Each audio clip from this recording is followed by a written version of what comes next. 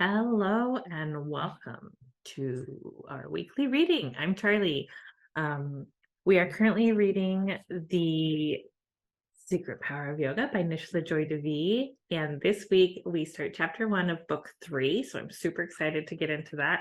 And we are also reading Louise Hay's You Can Heal Your Life. And we are on chapter where we actually start part 4 this week, the conclusion. So we are on the home stretch of both books, and I can't wait to get into it and share it with you. Are you ready? Let's go ahead and get started.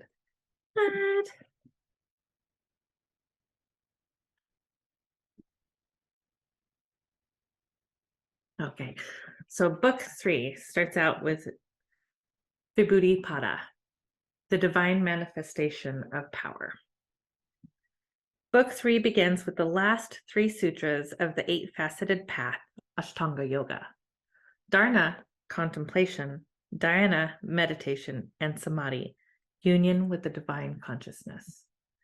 These final 3 facets are more internal than the preceding 5, as they flow seamlessly from one to another.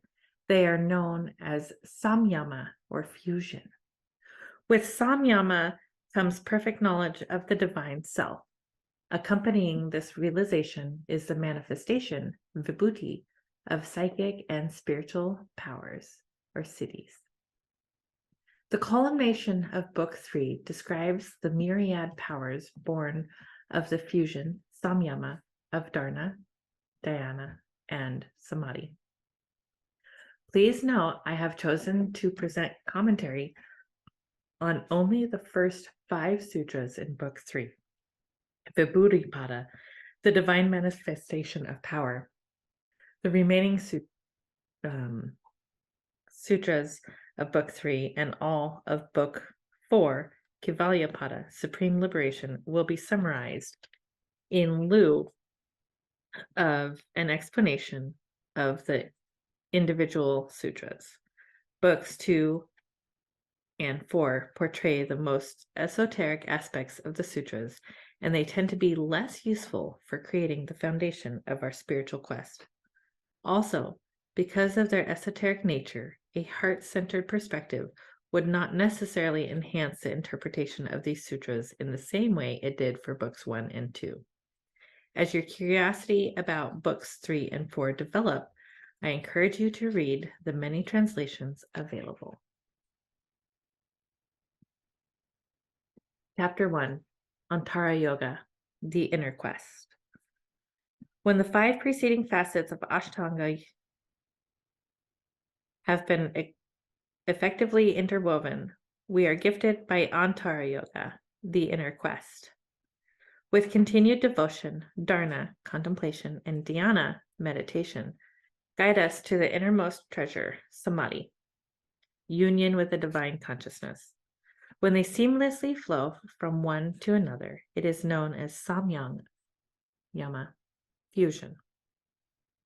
Gathering consciousness and focusing it within its dharana, contemplation, the continuous inward flow of consciousness is dhyana, meditation. When individual consciousness unites with the divine consciousness, the illusion of separateness dissolves. This is samadhi. When dharana, contemplation, dhyana, meditation, and samadhi, union with the divine consciousness, seamlessly merge into one another, this is samyama, fusion. Through samyama, individual and divine consciousness gracefully reunite. Sutra 3.1, gathering consciousness and focusing it within this dharana, contemplation. It always intrigues me that only 5 of the 8 facets of Ashtanga Yoga have commentaries on Book 2, Sadhana Pada, cultivation of spiritual practice. The last 3, dharana, contemplation, dhyana, meditation, and samadhi, union with the divine consciousness, are designated to Book 3, Vibhuti Pada. It affirms that there are not practices in themselves, rather, they are progressive internal states that evolve from the earlier cultivated practices, opening the doors to the divine manifestation of power. Doing transforms into being. If we are well primed, the transition to these subtle levels from the other preceding practices is effortless. Many may choose to do meditation, but this is more often than not a technique derived from pratyahara practice, encouraging the senses inward. Following the flow of yamas and niyamas as the first two facets of Ashtanga Yoga, we know that as we develop reverence and devotion for others and ourselves, the mind and emotions become tranquil. Asana and pranayama, the third and fourth facets, allow the life force to gather and refine, bringing ease to the body, mind, and emotions. Then, pratyahara, the fifth facet, encourages the senses inward. Each of the facets, when practiced with dedication and respect, naturally leads us to the threshold of divine manifestation of power. It is a progression that can be neither quickened nor affected.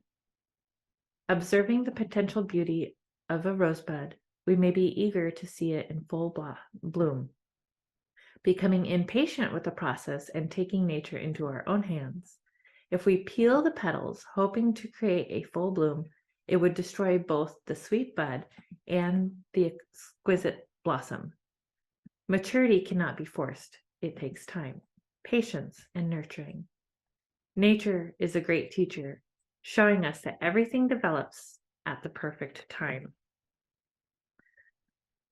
The three graduated stages that are presented in these sutras are meant to exhibit a quantitative rather than qualitative difference. The same attention and awareness that is present in dharana, contemplation, is also brought to dhyana, meditation, and the lower states of samadhi, union with the divine consciousness. The different phases are determined by the length of time our consciousness is able to remain engaged within. Imagine this process similar to applying oil to a tough piece of leather so that it may become supple. The length of time the oil is allowed to remain on the leather is crucial to the process. For it to soak in and soften the leather, it is best to leave it on for a long time. If the oil is applied and then removed within 20 seconds, the softening effect is minimal.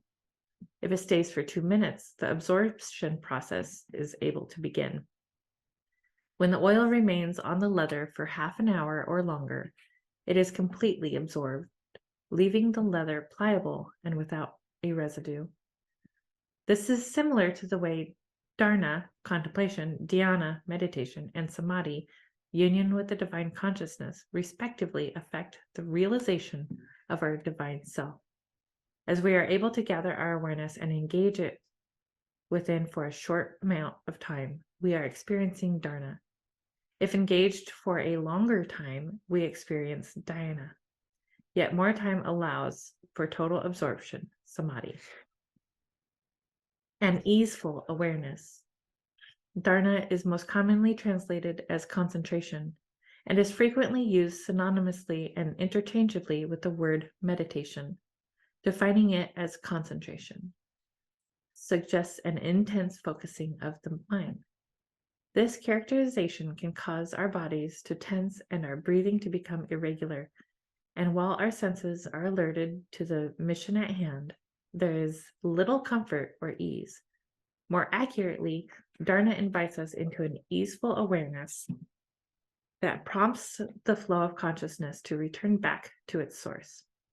And choosing an English equivalent for dharana, contemplation, or reflection is more in keeping with the effect we want to evoke.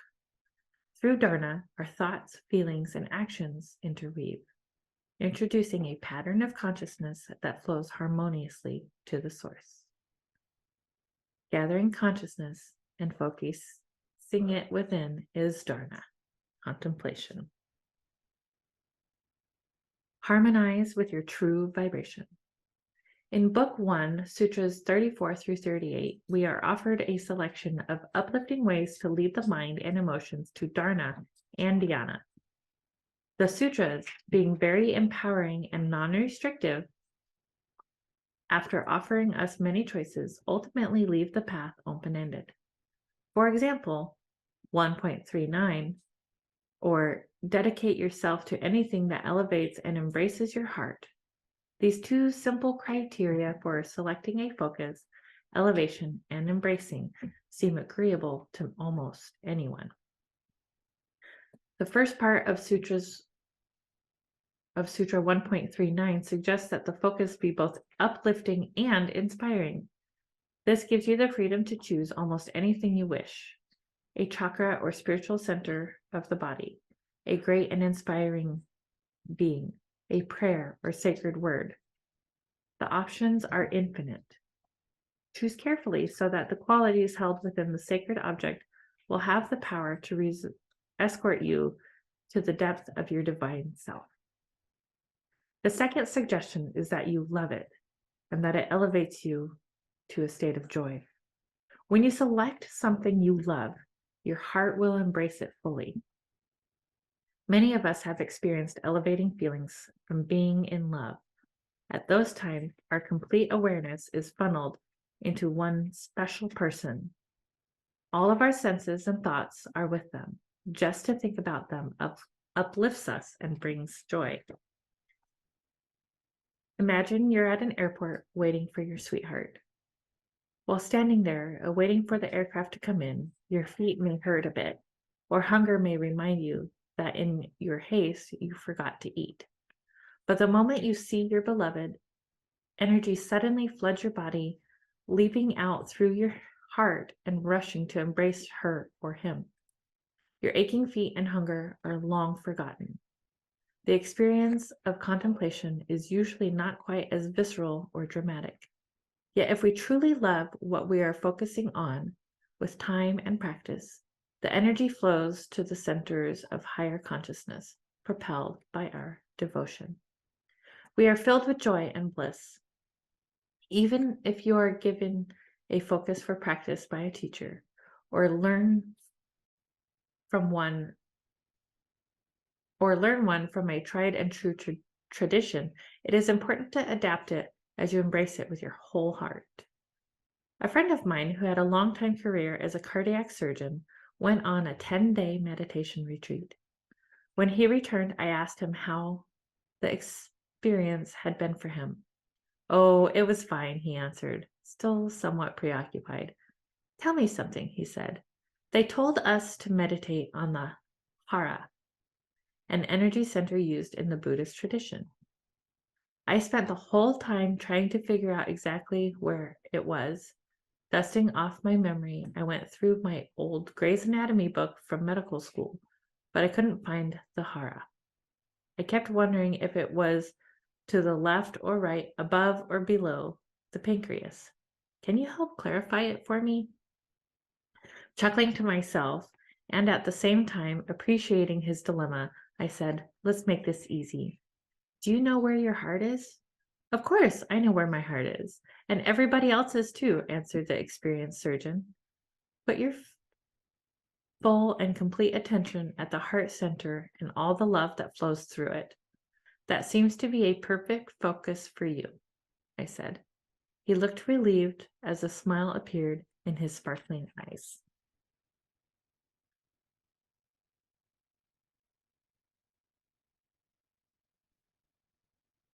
In this case, my friend was offered a focus that was not in harmony with his vibration. When you settle on something suited for you, become completely devoted to it. Sometimes, after a while, we become impatient, thinking, "Oh, this technique is not working for me." We may then read a book or hear a teacher proclaim a better way and decide to try that approach. By switching techniques, you will not reach the depth or steadiness that you need to find your true center. Go deep. There's a popular adage about digging shallow wells. If you dig down 10 feet in one well and hit rock, then move to another place and dig down 10 feet to no avail and then move again, you may never get water. But if you continue to dig deeply in one well, 30, 40 feet, eventually you will be rewarded. If you spend your energy continuously digging shallow wells, you will not know where to go to find refuge when something happens during the day to upset your equilibrium. Being faithful to one method, you can dive deep into that safe haven and merge with the inner stillness. You may feel you are still playing the field with a variety of techniques. Gradually begin to embrace one closest to your temperament and date only that one for a while.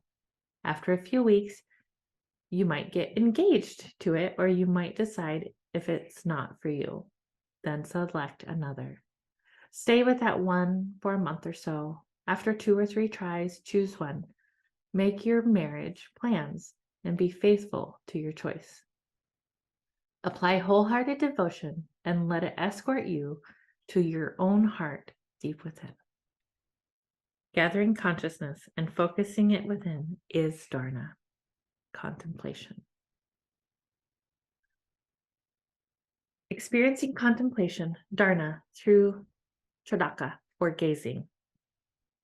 Please note, this practice is a wonderful example of pratyahara flowing into dharana. It begins with an external physical focus and then draws you inward to the subtle image.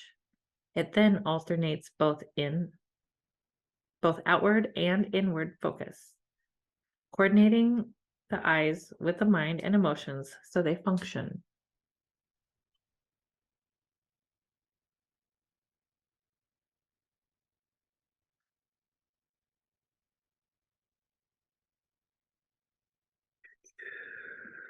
It then alternates both an outward and inward focus, coordinating the eyes with the mind and emotions so they function as one.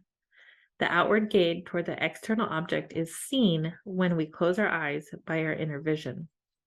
As the internal image dims, we again open our eyes and gaze outward to the physical form of the image. The practice is continued until our consciousness gathers and is persuaded to remain inward as dharana, or contemplation.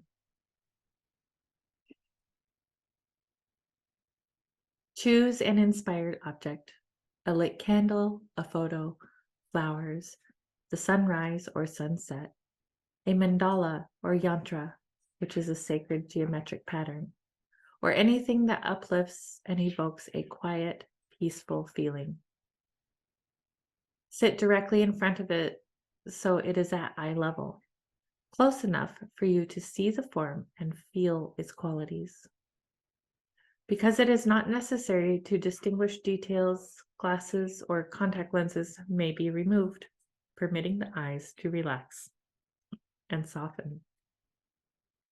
Close your eyes, take in a few deep breaths, and let them out slowly as your body stills.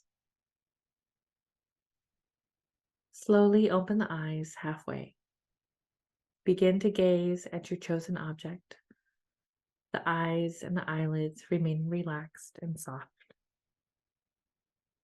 Resist the temptation to reach out and grasp the image with your vision. Instead, keep the eyes soft. Allow the image to flow toward you. At first, the eyes may wander. Gently bring them back to the chosen object. The breath continues to be gentle. Allow the eyes to be directed outward until they blink, tear, or feel any discomfort, and close them softly. Observe the image as it now appears in the mind's eye. Gently perceive the same inspirational qualities as you go deep within. When the inner image begins to fade, open the eyes again and gaze toward the external object. If the mind starts to wander and brings in stories about the object or something totally unrelated, gently bring your awareness back to the object in front of you. Repeat this sequence several times, gazing outward and gazing inward. Let all thoughts and feelings drift into the background as you contemplate your sacred object. If any tension creeps into the body, take in a few deep breaths and let it go. After a few minutes, allow the eyes to close, drawing deep within. Clearly see the image with the inner eye. Be silent for a few minutes and enjoy the inner stillness of Dharna.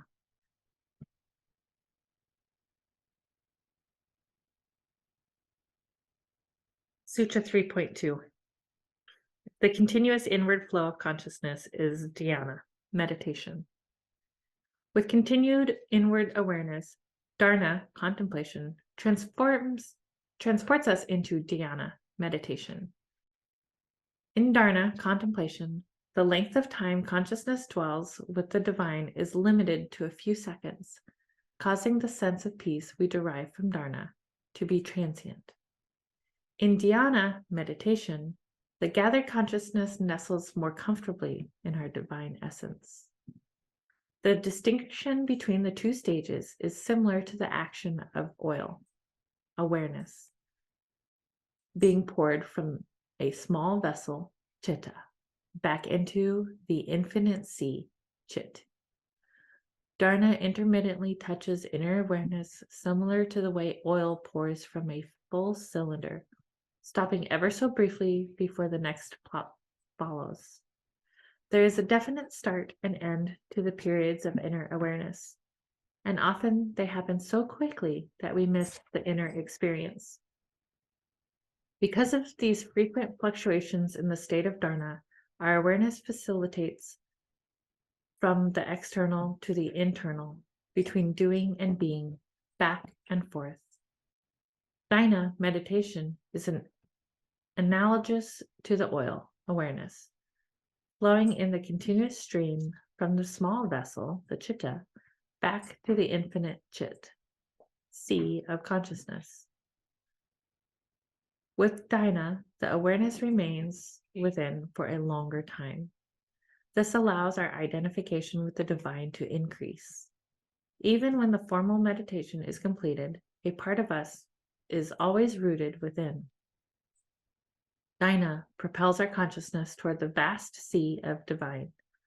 Less determined thoughts and emotions are coaxed to flow with it toward that source.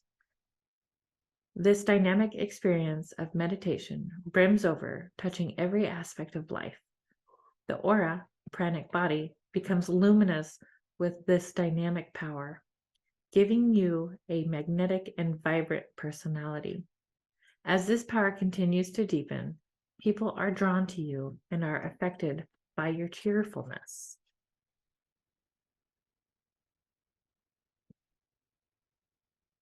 Your immeasurable energy and your joy. Your peace and strength are elevated by the boundless source that you have assessed. The unpleasant situations that you once avoided are now understood and in some cases welcomed. You are able to observe that all things have a greater purpose, even if that purpose is sometimes hidden. People you once experienced as foreign or strange can be embraced by your open and loving heart. A whole new perspective has unfolded. The consciousness inward flow, the continuous inward flow of consciousness is dhyana, meditation.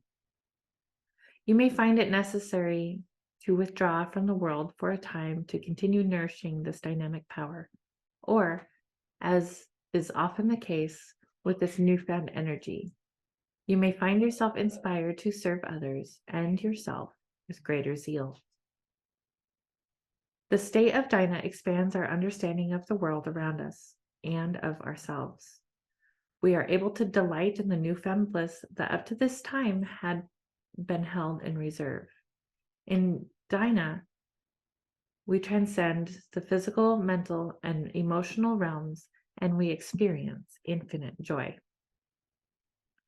The continuous inward flow of consciousness is dhyana, meditation. Experiencing the meditative state, dhyana. Sit in a comfortable position, relax the body and breath, and allow the senses to draw inward. Focus the awareness on the place between the eyebrows, the third eye. As you become still, observe the sound of the breath as it enters the body and whispers the sound so. Listen to the breath as it leaves. Hum. So hum. So hum. Join the breath by silently repeating so with the inhalation. Silently repeat hum with the exhalation. This is japa, repetition of a mantra. So hum. So hum. So hum. This invokes the vibration of I am. Listen to the whisper of the rhythm of life as it flows in and out of the body. It is affirming both nature, so, and spirit, hum. Recognizing both parts of us in harmony, it calls us to the light within. So, hum. So, hum. So, hum. So hum. So hum. So hum. So hum. Continue listening as you softly repeat this mantra for 10 minutes or longer. After a time, allow the Soham mantra to repeat itself, a japa. Soham will take you to the place where the body, mind, and breath dissolve into the divine.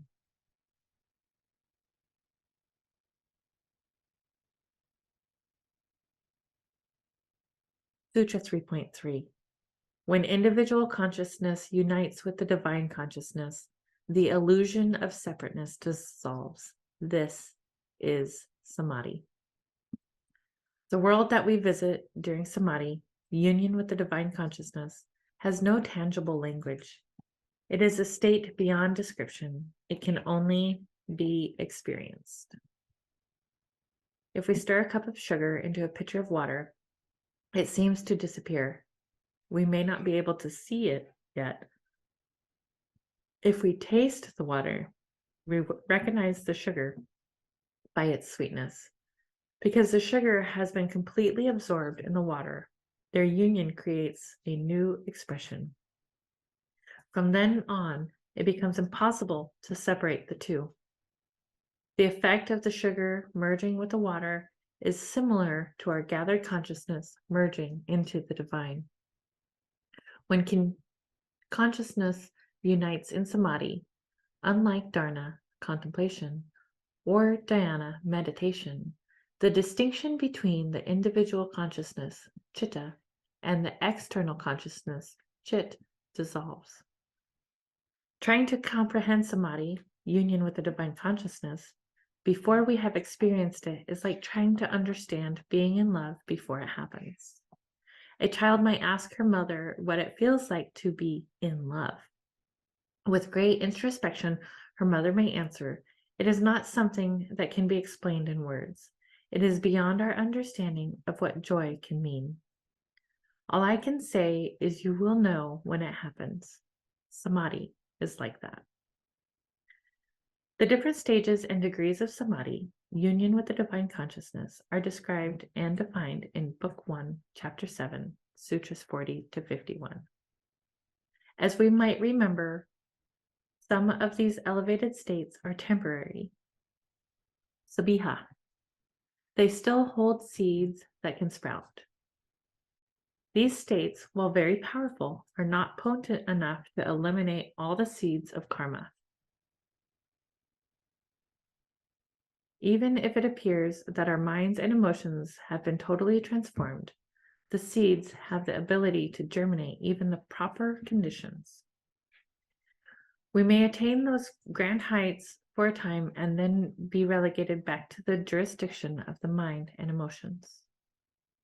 When individual consciousness unites with the divine consciousness, the illusion of separateness dissolves. This is samadhi.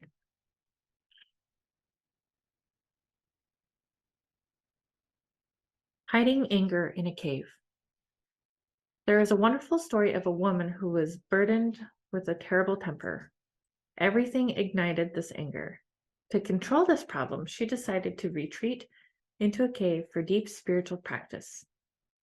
After spending 10 years without seeing another human being, she was convinced that anger had been conquered. When she finally emerged from the cave and was about to once again enter the world, a crowd gathered, drawn by her vibrant spiritual power. They had known her before and were curious to observe the change. "What was it like?" one person in the crowd asked. "Did you get angry at all?" said another.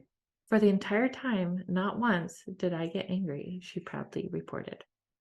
"It is difficult for me to believe that with the degree of anger you had when you went in, you did not get angry even once," a woman chided. "No, not even once," the cave dweller kept her story.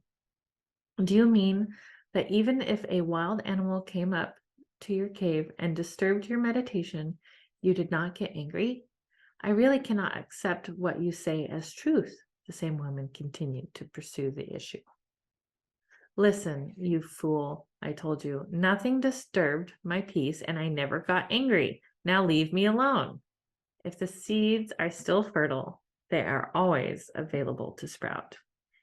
In the deeper states of samadhi, consciousness forever rests in unity with the divine. Then not even a seed is left to germinate. When one exists in this exalted state, all former identities, woman, man, doctor, nurse, mother, father, Jewish, Christian, Hindu, Muslim, dissolve into oneness.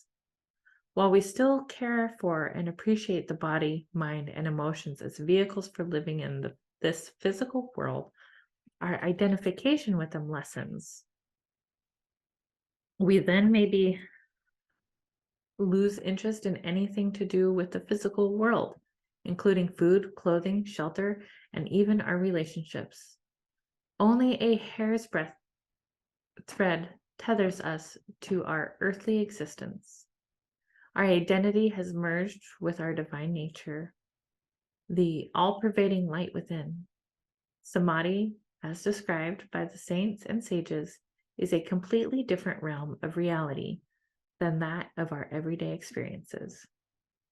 We are often inspired by the consciousness brought forth in Samadhi to serve the world from that rich understanding. Once we have been ignited by divine consciousness, our view of service is forever transformed. With purity of heart and mind, our spiritual vibrations travel through an infinite distance, infusing peace to thousands. We act now out of the knowledge of oneness. Whichever level of samadhi is experienced, our precious way of understanding life is forever changed. Once we embrace the divine, our memory clears, as we know who we are without doubt or question. We have fallen in love with our divine self. When individual consciousness unites with the divine consciousness, the illusion of separateness dissolves. This is samadhi. Experiencing the flow of dharana, contemplation, dhyana, meditation, and samadhi, union with the divine consciousness. Please note, this experience is presented to help clarify the evolution and relationship of dharana, contemplation, dhyana, meditation, and samadhi, union with the divine consciousness, as mentioned earlier. These are not practices in themselves, rather, they are progressive internal states that evolve through the influence of consciousness living and the other practices which preceded them. If these states are invoked by transforming the effort of doing into the natural ease of being, grace is bestowed. Assume a comfortable and relaxed position. Have the base of the spine directed toward the earth, while the top of the head reaches in the direction of the heavens. Choose an inspirational object for dharana, contemplation, something or someone your heart embraces. It could be your sweetheart, child, parent, or friend, or anything that embodies the essence of divinity for you. such as a statue, picture, or photo. It is effective as long as it uplifts you and allows for an all-encompassing pathway to love. Begin to inwardly or outwardly observe all the qualities your senses can elicit. What are you seeing? Beauty, grace, colors, tones, shapes. What are you touching? Is it soft, smooth, rounded, sensual, solid? What are you hearing? Is it gentle, strong, inviting, mesmerizing? What fragrance is enticing you? Is it sweet, fresh, feminine, masculine, flowery, celestial? Is your sense of taste involved, perhaps with a kiss? When you feel the presence of the object of devotion, are you peaceful, happy, joyous, loving? Allow the physical eyes to close and begin to cuddle up to all the sensory experiences now residing deep within your mind and heart. Embrace the person or the divine object completely as you encircle it with a feeling of infinite love. This experience will escort you to the state of dharana, contemplation. If your heart forgets to embrace your beloved within, notice how your consciousness wanders away. At these times, refresh your thoughts and feelings by either gazing outward or by reforming a clear image within, involving all the senses. The state of dharana, contemplation, holds only as long as you can stay present. After a period of time, minutes, hours, days, weeks, maybe months or longer, the individual sensory perceptions begin to fade and become less defined. Then the identification with the object and its qualities recedes, and simultaneously a deep feeling of love emerges. Dharana, contemplation, has merged into dhyana, meditation. With the immersion into dhyana, meditation, the cherished object reveals its essence, all-embracing love. With the unveiling of this knowledge, the indrawn focus becomes effortless. Continue to dwell at this level of dhyana meditation as the all-embracing love flourishes in your heart. Now, the threshold into samadhi, union with divine consciousness, is easily traversed.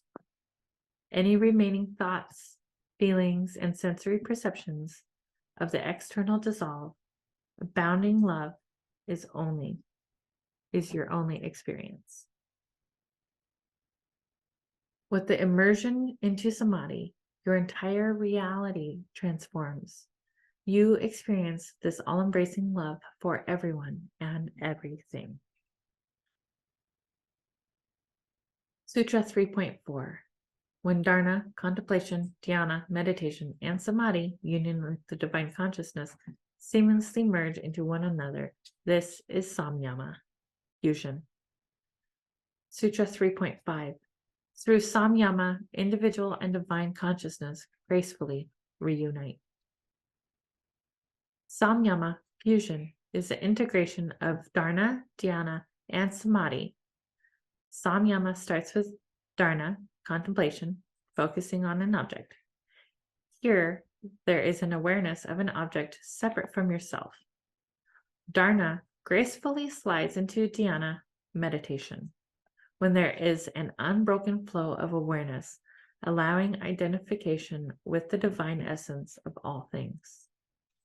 Becoming completely immersed in that essence, individual consciousness merges with divine consciousness in samadhi, union with the divine consciousness. In samyama, fusion, the three aspects are not perceived as individual, but as a single current flowing from uninterrupted awareness. This flow is seamless and without effort. Any effort immediately brings us back into the realm of thoughts and emotions. The ability to realize samyama, fusion, may take years of devoted practice and purification. Samyama is available in all aspects of life From the spiritual to the scientific worlds, many great discoveries came through Samyama. We can reflect on the story of the great Albert Einstein that we spoke about in Sutra 1.43, when he experienced samadhi on light. First, he contemplated dharana, light, and with further awareness, he was led into meditation dhyana on light. These stages followed each other sequentially and united in samadhi. With seamless merging, the experience became samyama. Einstein humbly proclaimed, "I did not discover light. I meditated on it, dhyana, until it revealed itself to me, samadhi." Through samyama, consciousness is reunited. We are now able to realize the essence of yoga. Yogaha chitta vritti nirodha. Yoga is the uniting of consciousness in the heart. When dharana, contemplation, dhyana, meditation, and samadhi, union with the divine consciousness, seamlessly merge into one another, this is samyama, fusion. Through samyama, individual and divine consciousness gracefully reunite. Experiencing samyama, fusion. When the experience described in Book 3, Chapter 1, Sutra 3, Samadhi, page 261, allows consciousness to gracefully flow from dharana continuously to dhyana and into samadhi with begrudging joy, the experience of samyama, fusion, is fulfilled.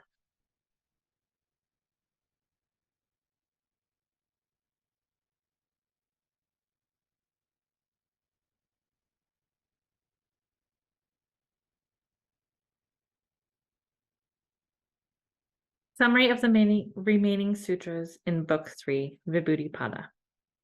The remaining sutras in Book 3, Vibhuti-pada, the divine manifestation of power, describe the psychic and spiritual powers, siddhis, that are the fruits of spiritual practice and samyama, fusion.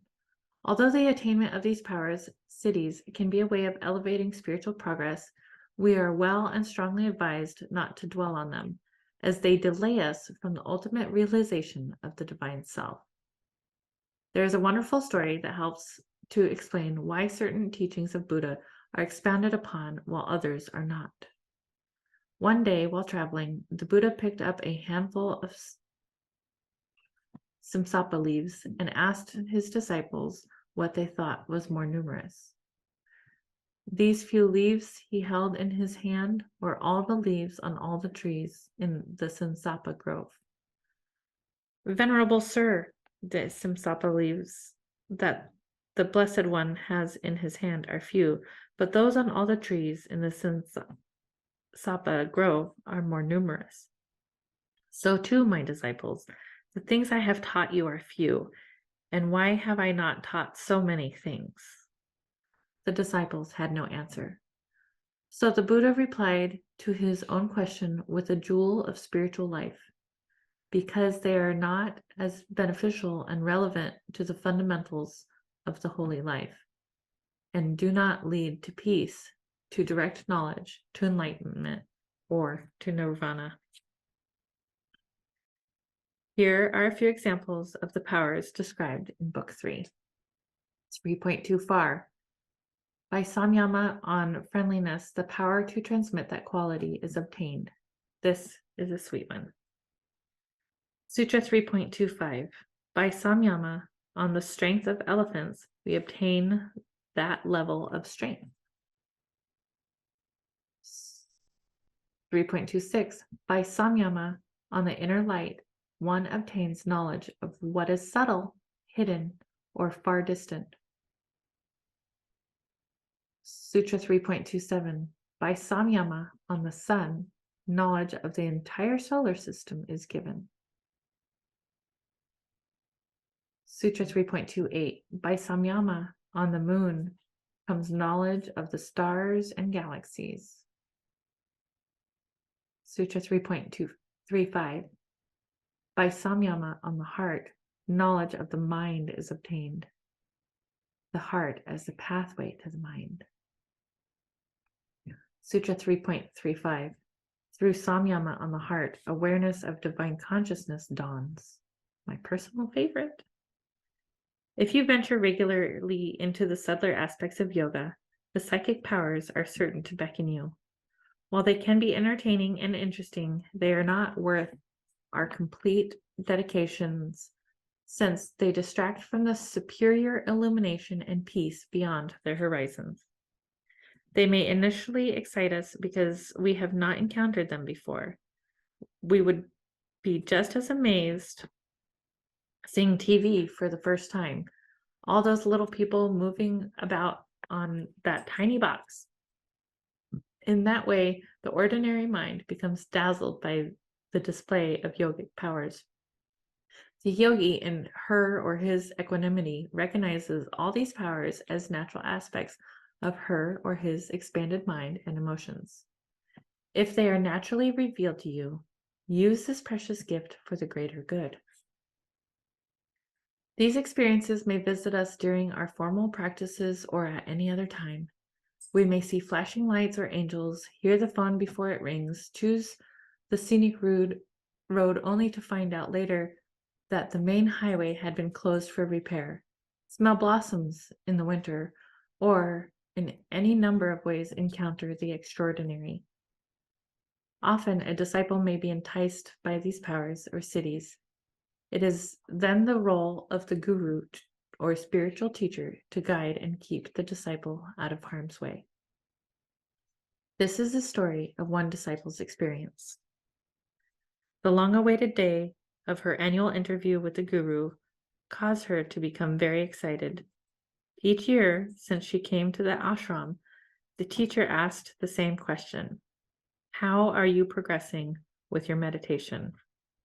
The disciple each time had no choice but to give the same answer: I am not able to focus my mind and heart for even one moment. But this time she had some wonderful experiences to share. She began by telling the guru about the bright lights shooting from the base of her spine, often accompanied by loud chiming sounds. She watched as her beloved teacher carefully listened to her extolling her experiences. As the disciple waited with bated breath to be praised and told how she was finally accelerating rapidly in her spiritual growth, the clever guru did the unexpected. Leaning over, the sage touched her on the top of her head, uttering the words, "Don't worry, this will never happen again." And it never did.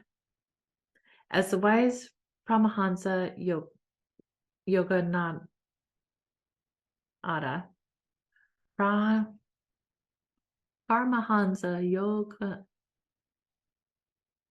Yogananda said, meditation is not a circus. Do not be caught by the bright lights and sounds. Allow yourself to be totally dedicated to the ultimate realization, the knowledge of your divine self.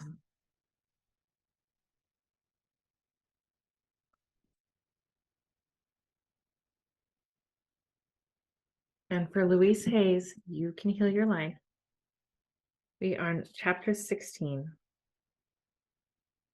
My Story. We are all one. Will you tell me a little story about your childhood briefly? This is a question I have asked so many clients. It is not that I need to hear all the details, but I want to get a general pattern of where they are coming from. If they have problems now, the patterns that created them began a long time ago. When I was a little girl of 18 months, I experienced my parents divorcing. I don't remember that as being so bad. What I do remember with horror is when my mother went to work as a live-in domestic and boarded me out. The story goes that I cried nonstop for 3 weeks. The people taking care of me couldn't handle that, and my mother was forced to take me back and make other arrangements. How she managed as a single parent brings my admiration today. Then, however, all I knew and cared about was that I was not getting all the loving attention I once had. I have never been able to determine if my mother loved my stepfather or whether she just married him in order to provide a home for us. But it was not a good move. This man had been brought up in Europe in a heavy Germanic home with much brutality, and he had never learned any other way to manage a family. My mother became pregnant with my sister, and then the 1930s depression descended upon us, and we found ourselves stuck in a home of violence. I was 5 years old. To add to the scenario, it was just about this time that a neighbor, an old wino as I remembered it, raped me. The doctor's examination is still vivid in my mind, as was the court case in which I was the star witness. The man was sentenced to 15 years in prison. I was told repeatedly that it was your fault, so I spent many years fearing that when he was released, he would come and get me for being so terrible as to put him in jail. Most of my childhood was spent enduring both physical and sexual abuse, with a lot of hard labor thrown in. My self-image became lower and lower, and few things seemed to go right for me. I began to express this pattern in the outside world. There was an incident in the 4th grade that was so typical of what my life was like. We were having a party at school one day, and there were several cakes to share. Most of the children in this school, except for me, were from comfortable middle-class families. I was poorly dressed, with a funny bowl haircut, high-topped black shoes, and I smelled from the raw garlic I had to eat every day to keep the worms away. We never had cake. We couldn't afford it. There was an old neighbor woman who gave me 10 cents every week and $1 on my birthday and at Christmas. The 10 cents went into the family budget, and the $1 brought my underwear for the year at the dime store. So this day we were having the party at school, and there was so much cake that as they were cutting it, some of the kids who could have cake almost every day were getting 2 or 3 pieces. When the teacher finally got around to me, and of course I was last, there was no cake left, not one piece. I see clearly now that it was my already confirmed belief that I was worthless and did not deserve anything. That put me at the end of the line with no cake. It was my pattern. They were only being a mirror for my beliefs. When I was 15, I could not take the sexual abuse any longer, and I ran away from home and from school. The job I found as a waitress in a diner seemed so much easier than the heavy yard work I had to do at home. Being starved for love and affection and having the lowest of self-esteem, I willingly gave my body to whoever was kind of me, and just after my 16th birthday, I gave birth to a baby girl. I felt it was impossible to keep her. However, I was able to find her a good, loving home. I found a childless couple who longed for a baby. I lived in their home for the last 4 months, and when I went to the hospital, I had the child in their name.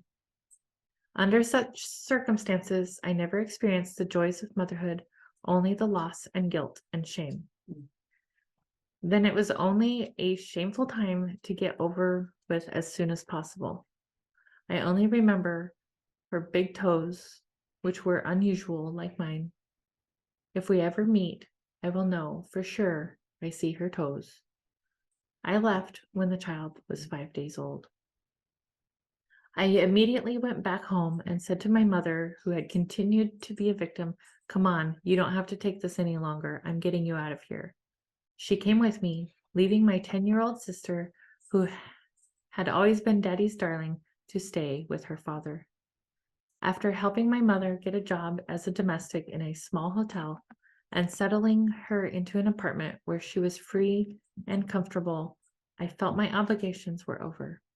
I left for Chicago with a girlfriend to stay a month, and did not return for over 30 years.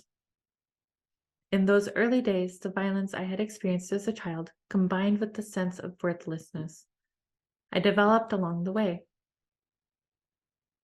Attracted to men in my life who mistreated me and often beat me, I could have spent the rest of my life berating men, and I probably would still be having the same experiences.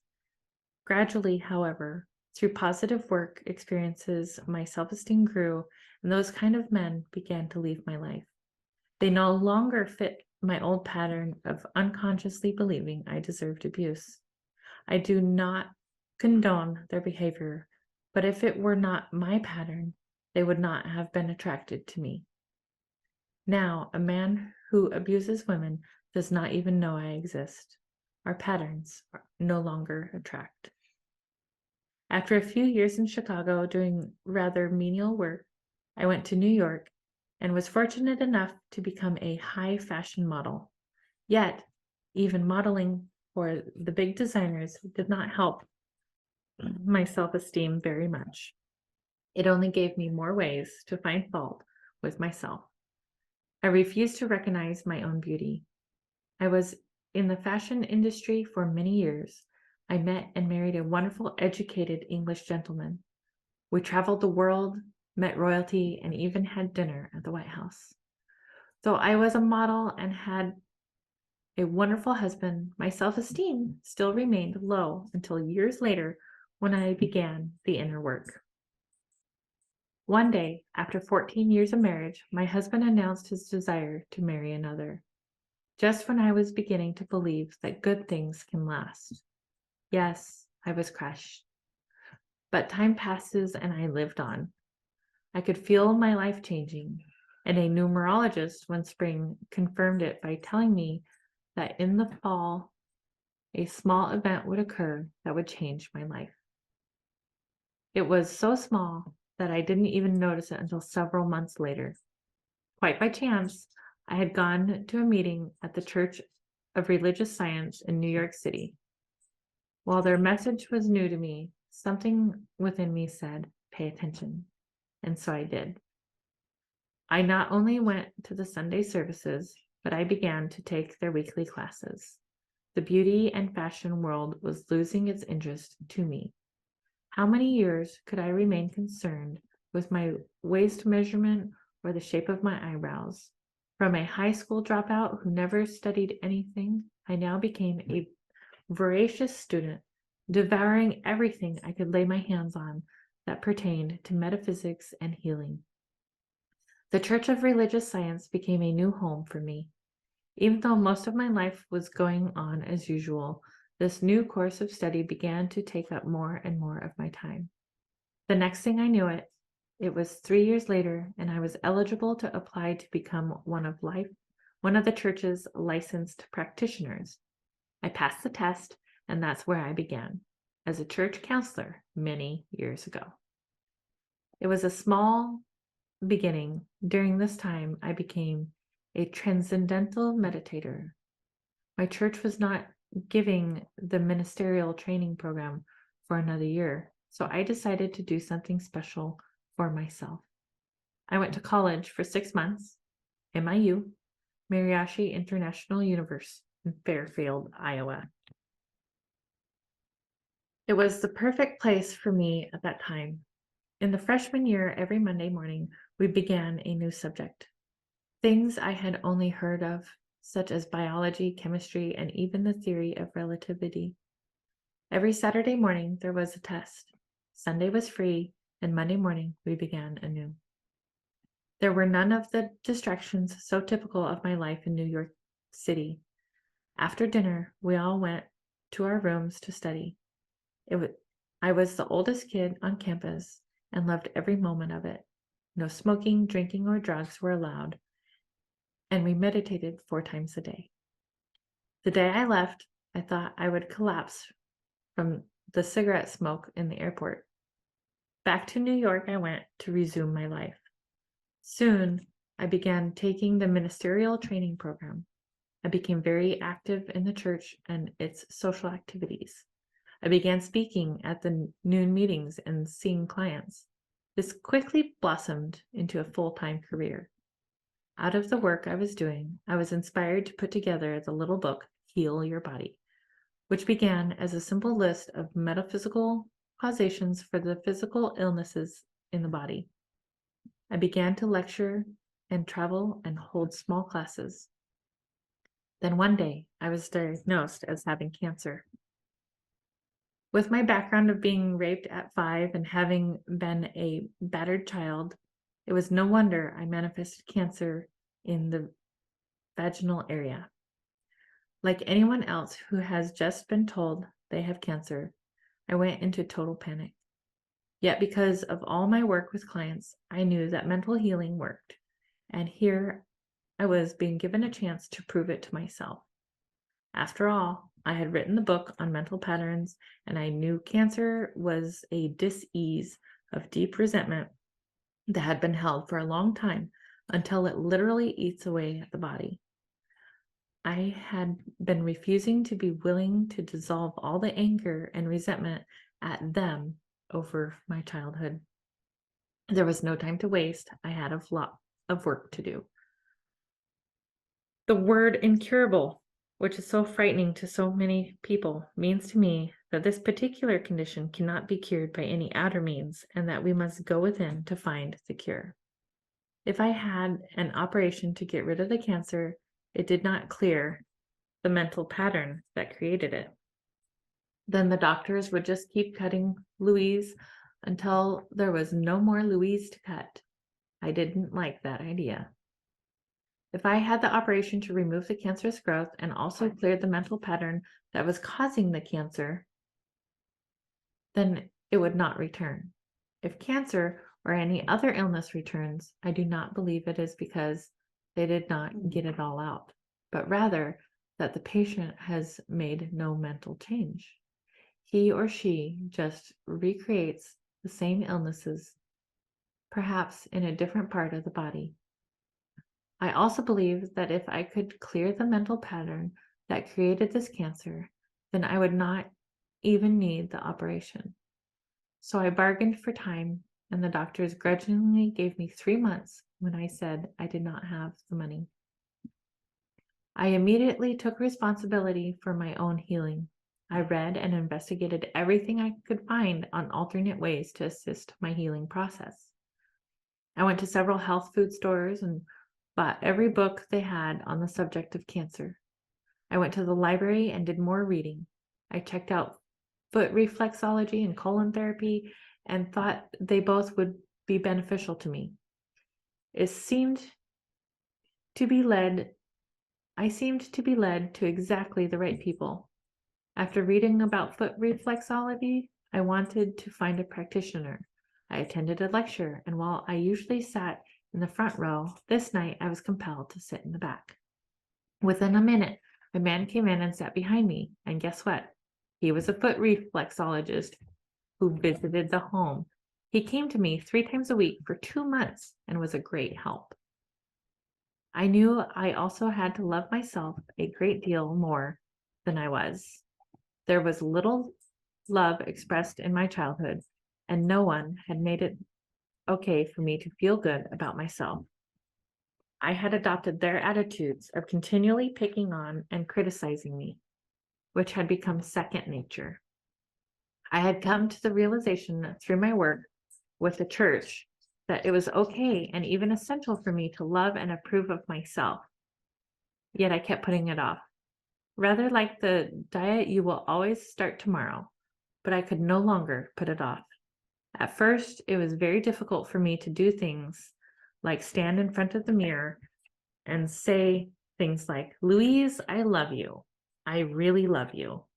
However, as I persisted, I found that several situations came up in my life where in the past I would have berated myself, and now, because of the mirror exercise and other work, I was not doing so. I was making some progress. I knew I had to clear the patterns of resentment I had been holding since childhood. It was imperative for me to let go of the blame. Yes, I had a very difficult childhood with a lot of abuse, mental, physical, and sexual, but that was many years ago, and it was no excuse for the way I was treating myself now. I was literally eating my body with cancerous growth because I had not forgiven. It was time for me to go beyond the incidents themselves and to begin to understand what types of experiences could have created people who would treat a child that way. With the help of a good therapist, I expressed all the old bottled up anger by beating pillows and howling with rage. This made me feel cleaner. Then I began to piece together the scraps of stories my parents had told me of their own childhoods. I started to see a larger picture of their lives.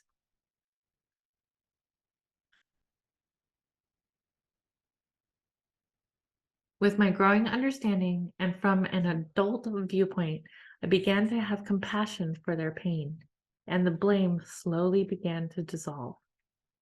In addition, I hunted for a good nutritionist to help me cleanse and detoxify my body from all the junky foods I had eaten over the years. I learned that junky foods accumulate and create a toxic body. Junky thoughts accumulate and create toxic conditions in the mind. I was given a very strict diet with lots of green vegetables and not much else. I even had colonics 3 times a week for the first month. I did not have an operation. However, as a result of all the thorough mental and physical cleansing, 6 months after my diagnosis, I was able to get the medical profession to agree with what I already knew, that I no longer had even a trace of cancer. Now I knew from personal experience that dis-ease can be healed if we are willing to change the way we think and believe and act.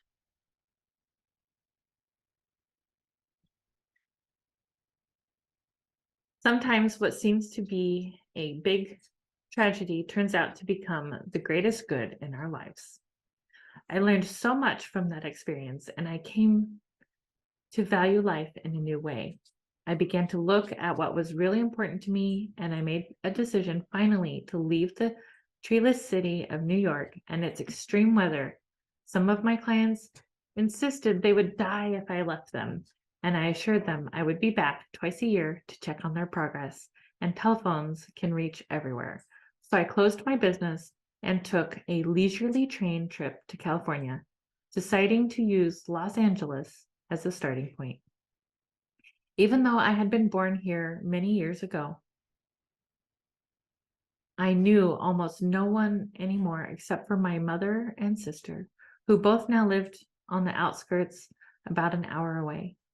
We have never been a close family nor an open one, but still I was unpleasantly surprised to learn that my mother had been blind for a few years and no one had bothered to tell me.